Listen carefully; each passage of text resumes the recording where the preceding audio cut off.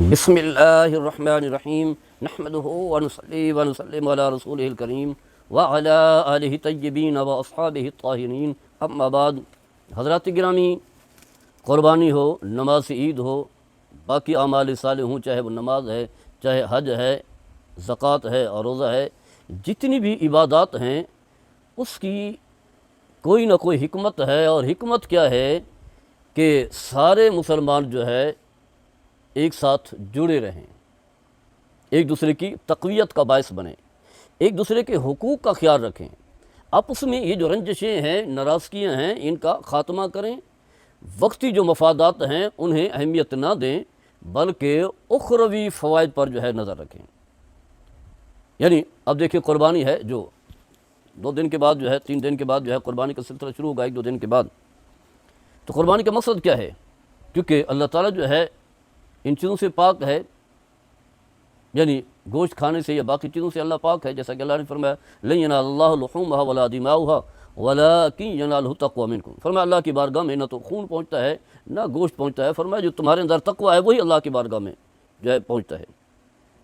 تو لہذا مقصد کیا ہے کہ جو آپ نے قربانی کی ہے اس کے 3 حصے کریں،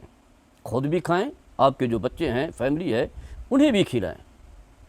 اور اس کے ساتھ ساتھ جو آپ کے رشتہ دار ہیں، قرابت دار ہیں، چاہے وہ قریب کے ہیں یا بعید کے ہیں، رشتہ دار ہیں، ان تک بھی پہنچائیں تاکہ جو رشتے ہیں وہ رشتے مضبوط ہوں۔ صلہ اور رحمی جو ہے ایک بہت بڑی عبادت ہے، قطع رحمی جو ہے گناہ کبیرہ ہے بلکہ دوزخ تک جانے کا ذریعہ ہے۔ تو دیکھیں، اسلام نے جو ہے اس انداز سے جو ہے تقسیم کا حکم دیا کہ رشتہ دار بھی محروم نہ رہیں۔ عام طور پر ہمارے ہاں چھوٹی چھوٹی باتوں پر جو ہے لڑائیں شروع ہو جاتی ہیں اور رنجشیں بن جاتی ہیں، اور یہ لڑائیں ایسی دور تک چلی جاتی ہیں کہ بول چال جو ہے وہ ختم ہو جاتی ہے، رشتے ناطے ختم ہو جاتے ہیں، یہاں تک کہتے ہیں نہ ہماری خوشی پر آنا ہے، نہ غمی پر، موت پر بھی نہیں آنا، جنازے میں بھی نہیں آنا۔ اس طرح کے پتہ نہیں کیا رنجشیں ہیں، کوئی اتنا اختلاف ہے، حالانکہ یہ سب بے بنیاد باتیں ہیں۔ اختلاف ہوتا ہے، ٹھیک ہے، کہیں جو ہے بات بن جاتی ہے، لڑائی ہو جاتی ہے، تو اسے حل کرنے کا طریقہ بتایا گیا ہے، کیونکہ اگر ایک مسلمان دوسرے مسلمان سے ٹوٹ جائے گا، خاص کر یہ جو رشتہ دار ہیں، تو مسلمانوں کی طاقت بھی کمزور پڑ جائے گی، جبکہ مسلمان خود کو مضبوط بناتا ہے، ایک دوسرے کے ساتھ جڑتا ہے، اور پھر اسلام کے غلبے کا ذریعہ بن کر کے کفر کا مقابلہ کرتا ہے۔ اس کے ساتھ ساتھ جو ہے غربا کا بھی خیال رکھا گیا ہے، یعنی خود اپنی ذات پر بھی خرچ کریں، کیونکہ خود بھی گوشت کھائیں، کیونکہ آپ نے خرچ کیا ہے، اپنے وسائل جو ہے وہ صرف کیے ہیں۔ اس کے ساتھ ساتھ رشتہ داروں کے پاس لے کر کے جائیں، آپ کے بہن بھائی ہیں، آپ کے ماموں تائے یا جو بھی رشتے ہیں۔ اس کے ساتھ ساتھ جو غریب ہیں،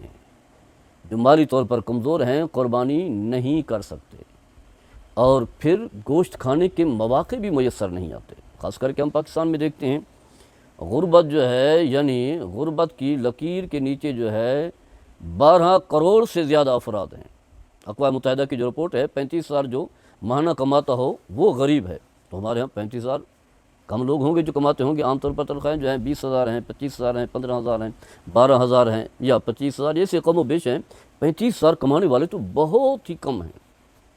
لیکن وہ بھی غریب ہیں، قربانی نہیں کر سکتے۔ تو گویا کہ غربا جو اتنی غربت والے ہیں، گوشت مہنگا ہے، خاص کر کے مٹن ہے، بیف ہے، یہ تو مہنگا ہے، باقی بھی مہنگا ہے۔ تو غربات کو جو ہے وہ حصہ دے کر کے آئیں، تاکہ آپ کے دل میں جو ہے اس غریب کی محبت پیدا ہو، اس کی دعائیں آپ تک پہنچے، یہ بھی رشتہ جڑے، کیونکہ وہ کوئی نئی مخلوق نہیں ہے، وہ بھی آپ کے بھائی ہیں، وہ بھی مسلمان ہیں، ان کا خون بھی اسی طرح اہم ہے جس طرح کہ آپ کا خون جو ہے اہم ہے، اس طرح کے بھی ان کی بھی اسی طرح کی حیثیت اور وقت ہے جس طرح کی آپ کی حیثیت اور وقت ہے،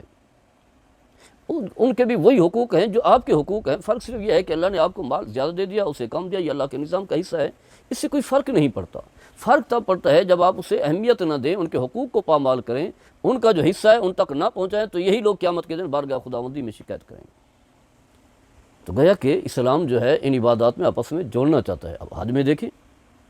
کوئی تفریق نہیں ہے، کالا، گورا، عربی، اجمی، امیر، غریب، سب جو ہے ایک ساتھ جو ہے طواف بیت اللہ کر رہے ہیں، ایک جیسا لباس پہنا ہوا ہے احرام کا، ایک جیسے جو ہے وہ وقوف عرفات میں جو ہے زمین پر بیٹھے ہوئے، لیٹے ہوئے، مزدلفہ ہے یا جمرات کر رہے ہیں، قربانی کر رہے ہیں۔ یہ سارے کام جو ہے، کوئی نہیں کہ یہ بادشاہ کے لیے یہ مخصوص جگہ ہے، فلاں کے لیے یہ ہے، فلاں نے پہلے طواف بیت اللہ کرنا ہے، باقی کی بعد میں باری آئے گی، فلاں نے یہ کرنا ہے، فلاں کو موقع ملے گا، فلاں کو نہیں ملے گا۔ ایسا اسلام میں کوئی بھی نہیں ہے، ایک ہی صف میں کھڑے ہو گئے محمود و ایاد،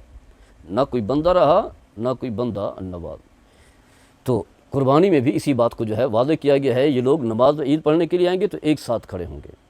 جہاں اس علاقے کا جو ہے چودھری کھڑا ہوگا اس کے ساتھ ساتھ جو ہے اس کا ملازم یا اس علاقے کا جو گھر کی صفائی کرنے والا ہے، بلکہ جو ہے گلیوں کی صفائی کرنے والا ہے، وہ بھی اس کے ساتھ کھڑے ہو کر کے نماز ادا کر رہا ہوگا اللہ کی بارگاہ میں، دونوں جو ہے وہ ایک ساتھ جھکیں گے۔ تو یہ ہے اسلام۔ تو گویا کہ قربانی کے ذریعے سے بھی اسلام جو ہے ہمیں ایک دوسرے کے ساتھ جوڑنے کا حکم دیتا ہے۔ اللہ تعالی ہمیں اسلام کے احکام کی حکمتوں کو سمجھنے کی توفیق عطا فرمائے۔ وما علیہ الا البلاغ المبین۔